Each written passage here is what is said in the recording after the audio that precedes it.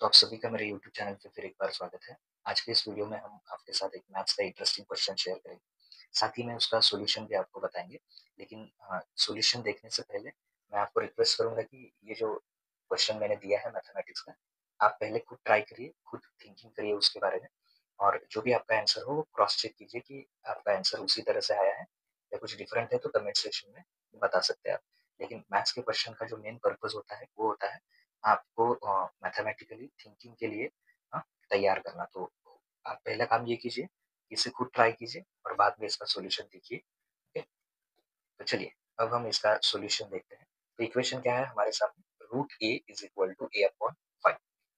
तो हमें ए की वैल्यू यहाँ पे फाइंड आउट करनी है। तो सबसे पहले हम क्या करेंगे, चलिए फर्स्ट स्टेप बहुत ही simple, as it is example लिखिए। Root A is equal to A upon 5। तो जब भी जो भी वेरिएबल फाइंड करना है हमें, तो उसका रूट हमें कैंसिल करना है। तो यहाँ पे हमें क्या करना है, ये जो रूट ए है इसका रूट हमें कैंसिल करना है। तो इसके लिए हम क्या करेंगे, स्क्वेयरिंग ऑन बोथ साइड, दोनों साइड स्क्वेयरिंग करेंगे। Okay, squaring on both side. तो चलिए यहाँ पे रूट ए है, इसका भी स्क्वायर करेंगे और राइट हैंड साइड में ए अपॉन 5 है, इसका भी स्क्वायर करेंगे। स्क्वायर करने के बाद क्या होता है, जो स्क्वायर और स्क्वायर रूट है ये दोनों कैंसिल हो जाएंगे और सिर्फ जो अंदर ए है स्क्वायर रूट के अंदर ए बचेगा। Okay, square square root cancel, क्योंकि दोनों एक दूसरे के अपोजिट होते हैं तो वो कैंसिल होंगे। जैसे कि अगर आप रूट 3 का स्क्वायर करेंगे तो 3 का स्क्वायर आएगा 9, 9 का स्क्वायर रूट 3। ओके, मतलब जो अंदर 3 है वही आंसर आया, उसी प्रकार जो ए है वही आंसर आएगा। तो चलिए अब नेक्स्ट स्टेप, यहाँ पे राइट हैंड साइड में वहां कोई स्क्वायर रूट नहीं है तो हम पहले ए का स्क्वायर करेंगे, as it is A square और ए स्क्वायर और 5 का स्क्वायर 25।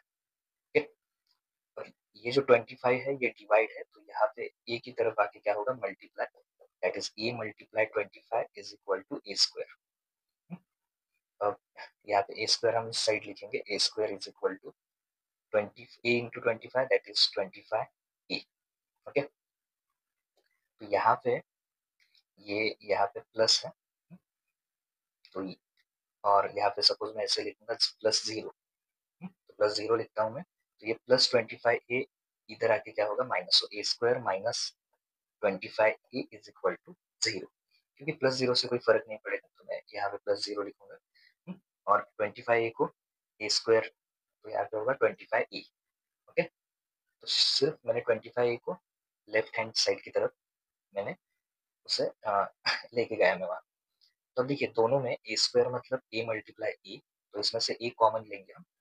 ओके, सो ए कॉमन लीजिए, ए स्क्वायर में से अगर आप ए कॉमन लेंगे तो क्या बचेगा, A, because A square is equal to A multiply A. तो ए हमने कॉमन लिया, ए के यहाँ पे बचेगा माइनस 25, ए ऑलरेडी कॉमन लिया है। ओके, सो सिर्फ 25 इज इक्वल टू 0। देखिए दो नंबर यहाँ पे है, फिर एक बार लिखूंगा मैं, A into A minus 25 is equal to 0। इसका मतलब क्या होगा, एक तो ए 0 होना चाहिए first number, that is A is equal to 0, और दूसरा ये ए माइनस 25, क्योंकि दो नंबर का अगर प्रोडक्ट 0 है तो इसका मतलब पहला नंबर तो 0 है या फिर दूसरा नंबर 0 है, या फिर दोनों 0 है, इसलिए हम और लिखेंगे।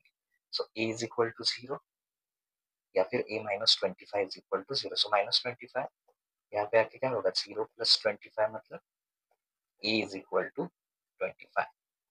ओके, सो इसके दो आंसर हुए, तो ए 0 हो सकता है या फिर ए 25 हो सकता है। Okay, thank you.